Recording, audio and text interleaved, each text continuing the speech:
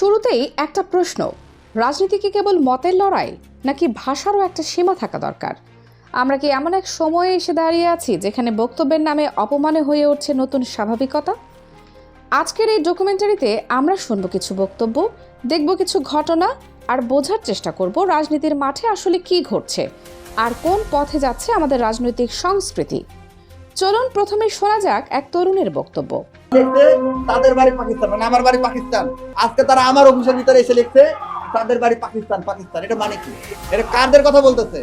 তার ভাষায় আমার বাড়ি পাকিস্তান, আমার বাবা তারেক রহমান। এমন বক্তব্য শুনে অনেকেই বিস্মিত। এই ছেলেটির নাম মুসাদ্দেক, ঢাকা বিশ্ববিদ্যালয়ের শিক্ষার্থী। একই সঙ্গে জুবাইর নামের আরেকজনের কথাও আলোচনায় এসেছে। মাঝে মধ্যে তাদের বক্তব্য সামাজিক মাধ্যমে ছড়িয়ে পড়ে আর সেই বক্তব্য ঘিরে তৈরি হয় বিতর্ক। প্রশ্নটা এখানে, একজন শিক্ষার্থী যিনি দেশের সর্বোচ্চ বিদ্যাপীঠে পড়ছেন, তার কাছ থেকে কি এই ধরনের ভাষা আমরা আশা করি? কেউ যদি কোনো রাজনৈতিক মতাদর্শে বিশ্বাস করেন সেটা তার অধিকার, কিন্তু সেই মত প্রকাশের ভাষা কি এমন হওয়া উচিত যেখানে ব্যক্তিগত আক্রমণ আর অসম্মান জায়গা পায়? আরও বড় বিষয় হলো, যাকে নিয়ে এই বক্তব্য তিনি একজন গুরুত্বপূর্ণ রাজনৈতিক ব্যক্তি, দেশের রাজনীতিতে যার প্রভাব রয়েছে, যিনি একটি বড় দলের নেতৃত্বে আছেন। তাকে নিয়ে এভাবে মন্তব্য করা কি কেবল ব্যক্তিগত মত নাকি রাজনৈতিক সংস্কৃতির অবক্ষয়? এখানে একটা প্রেক্ষাপটও আছে। অনেকেই বলেন একসময় জীবন রক্ষার জন্য তাকে দেশ ছাড়তে হয়েছিল। প্রশ্ন উঠছে, যদি তিনি দেশে থাকতেন তাহলে কি নিরাপদ থাকতেন?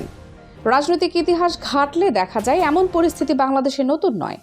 অতীতেও অনেক নেতা নিরাপত্তার কারণে দেশ ছেড়েছেন। কিন্তু বর্তমান আলোচনায় ফিরে আসি। এই মুসাদ্দেক বা জুবায়ের তারা হঠাৎ করেই সামনে এসেছে বলে অনেকে মনে করেন।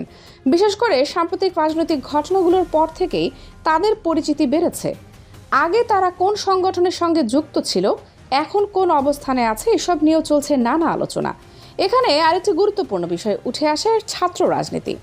ডাকসু বা বিশ্ববিদ্যালয়ের রাজনীতির ইতিহাস সবসময় গৌরবের, কিন্তু সেই জায়গায় যদি ভাষার ব্যবহার এমন হয় তাহলে প্রশ্ন উঠতেই পারে, এই নেতৃত্ব কি সত্যি শিক্ষার্থীদের প্রতিনিধিত্ব করছে? সামাজিক মাধ্যমের প্রসঙ্গ এখানে গুরুত্বপূর্ণ। আজকের দিনে একটি বক্তব্য মুহূর্তেই ছড়িয়ে পড়ে, আর সেই সঙ্গে ছড়িয়ে পড়ে উত্তেজনা। অনেক সময় দেখা যায় একটি ভিডিও বা পোস্ট ঘিরে তৈরি হয় বিভক্তি বা ক্ষোভ। আরেকটি অভিযোগ প্রায়ই শোনা যাচ্ছে, বট আইডি বা ভুয়া অ্যাকাউন্ট ব্যবহার করে মতামত প্রভাবিত করার চেষ্টা। অনেকেই দাবি করছেন একই ব্যক্তি একাধিক আইডি ব্যবহার করে একটি নির্দিষ্ট মতকে জনপ্রিয় হিসেবে তুলে ধরার চেষ্টা করছে। ফলে সাধারণ মানুষ বিভ্রান্ত হচ্ছে কোনটা আসলে জনমত আর কোনটা তৈরি করা। এখন প্রশ্ন হলো, যদি 15 থেকে 20 জন মানুষ প্রত্যেকে 6 থেকে 7টি করে আইডি ব্যবহার করে একসঙ্গে আক্রমণ শুরু করে, তাহলে সেটা দেখতে কেমন লাগে? স্বাভাবিকভাবেই মনে হবে একটি বড় অংশ একই কথা বলছে, অথচ বাস্তবে সেটি হয়তো কৃত্রিমভাবে তৈরি করা একটি পরিবেশ। সম্প্রতি একটি ঘটনার কথাও আলোচনায় এসেছে। শাহবাগ থানাকে কেন্দ্র করে উত্তেজনা তৈরি হয়। ছাত্রদলের নেতাকর্মীরা সেখানে উপস্থিত ছিলেন এবং পরিস্থিতি এক পর্যায়ে সহিংস হয়ে ওঠে। কিছু নেতা আহত হন, মারধরের শিকার হন। তবে একই সঙ্গে এমন কিছু দৃশ্যও দেখা গেছে যেখানে কিছু নেতা নিজেদের ঝুঁকিতে অন্যদের রক্ষা করার চেষ্টা করেছেন। অনেকেই বলছেন এই ধরনের মানবিক আচরণই রাজনীতির আসল চেহারা হওয়া উচিত। এখানে একটা বড় প্রশ্ন উঠে আসে, রাজনীতি কি প্রতিহিংসার জায়গা নাকি সহনশীলতার? যদি মতের অমিল থাকে তাহলে কি সেটা যুক্তি দিয়ে সমাধান করা যায় না? আরেকটি বিষয় হচ্ছে জনপ্রিয়তা। অনেকেই মনে করছেন কিছু রাজনৈতিক ব্যক্তিত্ব দিন দিন মানুষের কাছে গ্রহণযোগ্য হয়ে উঠছেন। তাদের বক্তব্য, তাদের অবস্থান এসবই মানুষের মধ্যে প্রভাব ফেলছে, আর সেই কারণেই তাদের লক্ষ্য করে অপপ্রচার চালানো হচ্ছে। বিশেষ করে পরিবারের সদস্যদের নিয়েও মন্তব্য করা, এটা কতটা গ্রহণযোগ্য? রাজনীতিতে মতভেদ থাকতেই পারে, কিন্তু ব্যক্তিগত আক্রমণ কি সেই সীমা ছাড়িয়ে যাচ্ছে না? এখন আসি রাজনৈতিক ভবিষ্যতের প্রসঙ্গে। বিশ্লেষকরা বলছেন, যদি এই ধরনের ভাষা আর আচরণ চলতে থাকে তাহলে খুব দ্রুতই রাজনৈতিক পরিবেশ বদলে যেতে পারে। সহনশীলতা কমে গেলে সংঘাত বাড়বে, এটা খুব স্বাভাবিক। এখানে আরেকটি গুরুত্বপূর্ণ দিক হলো জোট ও সমর্থন।